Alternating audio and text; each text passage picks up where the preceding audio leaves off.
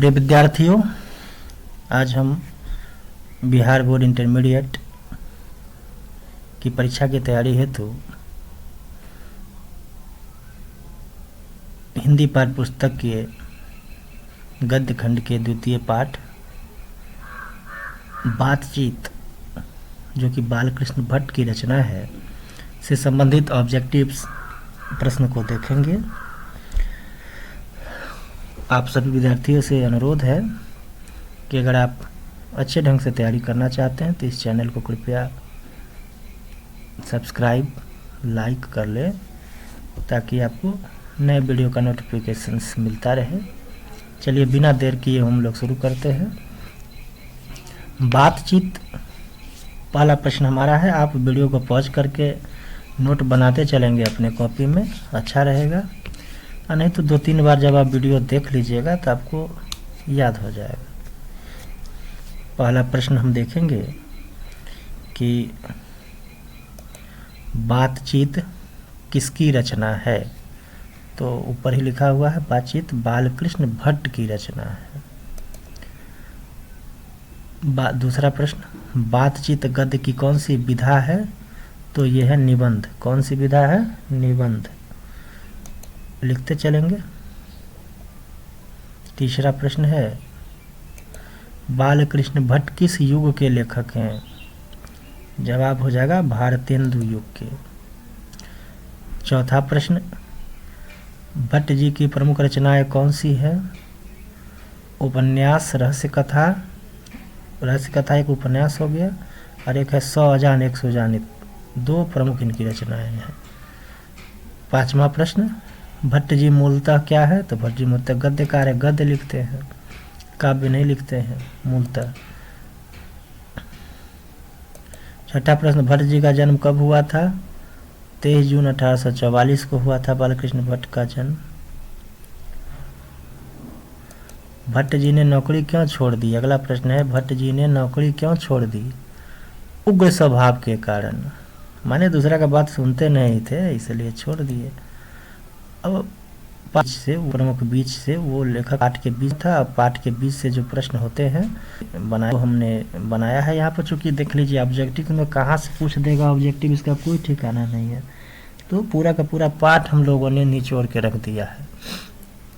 आठवां प्रश्न, ईश्वर का मनुष्य को सबसे प्रमुख वरदान क्या है। तो वाक शक्ति। वाक शक्ति मतलब बोलने की शक्ति ईश्वर का सबसे प्रमुख वरदान है। नौवां प्रश्न, स्पीच का उद्देश्य क्या होता है। स्पीच मतलब भाषण। स्पीच का उद्देश्य होता है सुनने वाले के मन में जोश और उत्साह पैदा करना। स्पीच लोग देखते ही होंगे, नेता लोग देते हैं, क्रांतिकारी लोग देते थे। तो वो लोग जब देते थे तो लोग तालियां बजाना शुरू कर देते, उत्साह पैदा हो जाता था, जोश पैदा हो जाता था। 10वां प्रश्न, घरेलू बातचीत किसका ढंग है। मन रमाने का ढंग है। घर में लोग अपना मन रमाता रहता है, टाइम पास करता रहता है, घरेलू बातचीत। 11वां प्रश्न, बातचीत भी क्यों आवश्यक है। तो इसका जवाब है कि हमारे मन में जो मवाद या धुआं जमा है उसे निकालकर चित्त प्रसन्न करने के लिए बातचीत आवश्यक है। मन में जो कुछ है उसको निकालने के लिए चित्त माने हृदय प्रसन्न रहे, मन प्रसन्न रहे, इसके लिए बातचीत आवश्यक है। 12वां प्रश्न, जिसको बातचीत की लत पड़ जाती है वह क्या करता है। तो जिसको बातचीत की लत लग जाती है वह खाना पीना छोड़ बैठता है, माने खाना पीना छोड़ के हमेशा बातचीत में ही लगा रहता है। अब देखते हैं आजकल के ज़माने में तो और देख रहे हैं हम लोग। 13वां प्रश्न, किसे 16 वर्षों तक मानव मुख देखने तक का मौका नहीं मिला, उसको बंद करके रखा गया था, रॉबिन्सन क्रूसो को। 14वां प्रश्न, मनुष्य के गुण दोष कब तक प्रकट नहीं होते हैं। तो जब तक मनुष्य बोलता नहीं है तब तक। आप बोलिएगा तब ना आपका गुण दोष, क्या आप अच्छे हैं कि बुरे हैं कि कैसे हैं, तो कैसे पता चलेगा। जब तक आप बोलेंगे नहीं तब तक आपका गुण दोष प्रकट नहीं होता है। अगला प्रश्न 15वां, किसने कहा था कि बोलने से ही मनुष्य रूप का साक्षात्कार होता है। बेन जॉनसन ने कहा था कि बोलने से ही मनुष्य का साक्षात्कार हो जाता है। 16वां प्रश्न, बातचीत सही ढंग से कितने व्यक्तियों में हो सकती है। 2 व्यक्तियों के बीच। सही बात है, 2 व्यक्तियों के बीच ही बातचीत सही ढंग से होता है। 2 से ज़्यादा जब आ जाते हैं तो वो लोग हम लोग ऊपर वाले मन से बात करते हैं, मन की बात नहीं हो पाती है। अगला प्रश्न 17वां, बातचीत के बारे में एडिसन का क्या मत है? तो बातचीत के बारे में एडिसन का मत है कि असल बातचीत दो व्यक्तियों में ही हो सकती है। एडिसन ने ही बताया है कि असली बातचीत जो होती है दो व्यक्तियों में ही हो सकती है। 18वां प्रश्न, 6 कानों में पड़ी बात का क्या होता है? तो 6 कानों में पड़ी बात खुल जाती है, माने सबको पता चल जाता है।